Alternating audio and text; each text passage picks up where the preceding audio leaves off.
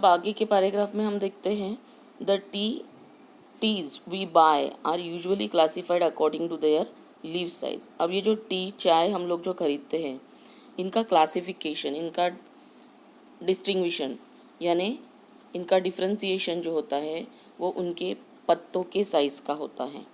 ठीक है, accordingly we have one Assam type of tea, और इस प्रकार से हमारे पास एक है आसाम टाइप का टी, मतलब आसाम में लगने वाला, कैरेक्टराइज बाय लार्जेस्ट लीव्स। और इसके कैरेक्टरिस्टिक यानी इसकी विशेषता क्या होती है कि इसके जो पत्ते होते हैं वो बहुत लार्ज होते हैं, बिग होते हैं।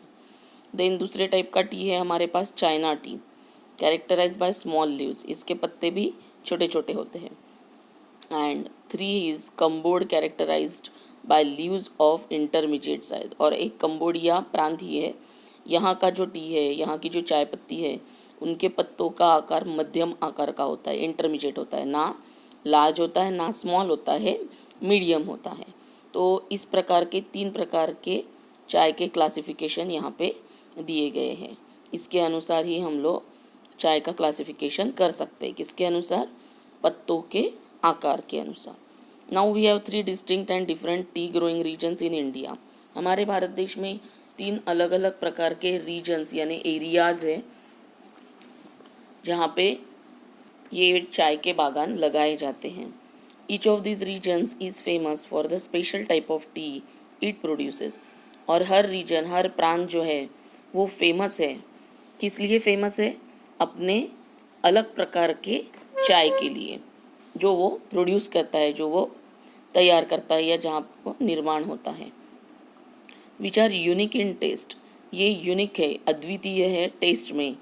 टेस्ट अरोमा, स्मेल, स्ट्रेंथ यानी ताकत, एंड फ्लेवर, और उसका फ्लेवर भी अलग अलग होता है।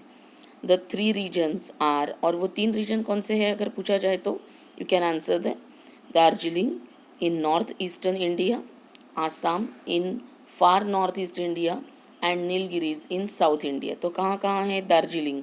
दार्जिलिंग कहाँ है? नॉर्थ ईस्टर्न इंडिया यानी उत्तरी पूर्व भाग में है ये। आसाम नॉर्थ ईस्ट इंडिया, ये भी far off the north east India यानी उत्तरी पूर्व में ही है लेकिन काफ़ी दूर है। ओके, एंड नीलगिरी पर्वत है जो साउथ इंडिया में यानी दक्षिण भारत में है। तो अगर आप नक्शे पे इन तीनों जगह को देखोगे, इन तीनों रीजन्स को देखोगे तो आप आराम से समझ सकोगे कि हमारे यहाँ पे चाय के बागान कहाँ होते हैं। Then next paragraph, most people agree that tea is refreshing drink. बहुत से लोग अग्री करते हैं यानी मानते हैं कि चाय जो है ये रिफ्रेशिंग ड्रिंक है, यानी ये पीने से फ्रेश होता है इंसान। It contains no carbohydrates, fat और प्रोटीन्स। लेकिन इस चाय की पत्ती में ना कार्बोहाइड्रेट्स होते हैं, ना फैट्स होते हैं, ना प्रोटीन्स होता है, यानी जो शरीर को इम्पोर्टेंट है ऐसे कोई भी घटक या कंटेंट्स इसमें नहीं है। What gives tea is special and distinctive flavor is theanine as well as caffeine। लेकिन इसमें जो अलग फ्लेवर आता है वो किस वजह से आता है? ये थिएनिन या कैफेन, इसमें जो घटक होते हैं इसकी वजह से आता है। Which give the drink it's stimulating quality, और उसकी वजह से इस ड्रिंक को, इस पेय को हमें एक स्टिम्युलेटिंग क्वालिटी मिलती है, यानी ये पीने के बाद हमें स्टिम्युलेट हुआ जैसे लगता है, जैसे रिफ्रेश हुआ है हम लोग, ऐसे लगता है।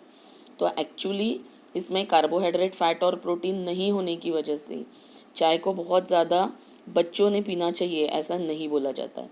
आपको इसके ऊपर एक क्वेश्चन है ना, what does T contain and what does it not contain, तो इसका आंसर इसी पैराग्राफ में आपको मिलेगा।